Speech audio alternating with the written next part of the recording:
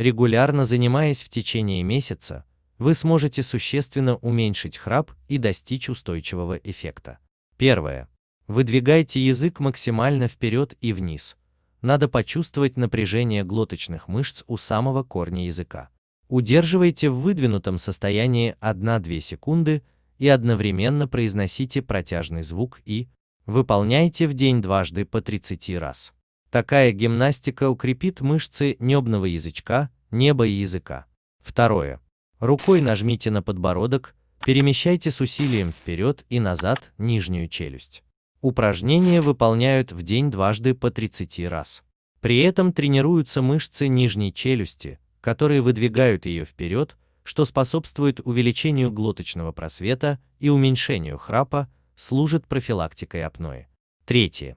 Сильно зажмите зубами палочку, деревянную или пластиковую, карандаш, ручку, удерживайте ее до 3-4 минут.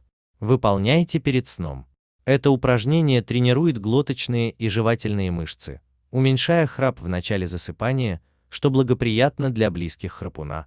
У них появляется возможность заснуть в тишине. Четвертое. Рот приоткройте, нижней челюстью производите по 10-15 движений по часовой стрелке и столько же против. Пятое. Дыхание со свистом тренирует гортанные и небные мышцы. Прогуливаясь на свежем воздухе, постарайтесь дышать со свистом. При этом голова должна быть высоко поднятой, плечи расправлены, шаги старайтесь делать одинаковой длины. Сделайте выдох, рассчитанный на 6-7 шагов, одновременно насвистывая любимую мелодию. Свистите таким образом себе на здоровье по 25 минут каждый день. Шестое. Повторяйте звук хи с усилием по 20-30 раз. Еще лучше этот звук петь.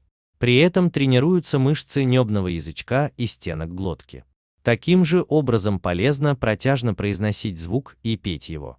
Через месяц такого пения ваши близкие, возможно, смогут спать в полной тишине, ведь вы избавитесь от храпа.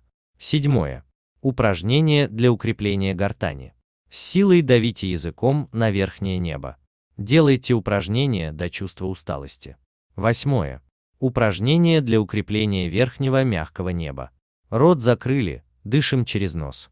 Язык оттягиваем с силой к горлу, повторять 10-15 раз. Выполняем ежедневно по 2-3 раза. Девятое. Утром и вечером полоскайте горло раствором морской соли, чайную ложку растворить в 1 стакане кипяченой воды, завершайте бульканьем. Закинув голову назад, выталкивайте из себя воздух, заставляя воду булькать, как в фонтане. Проделывайте такие движения 2-3 минуты.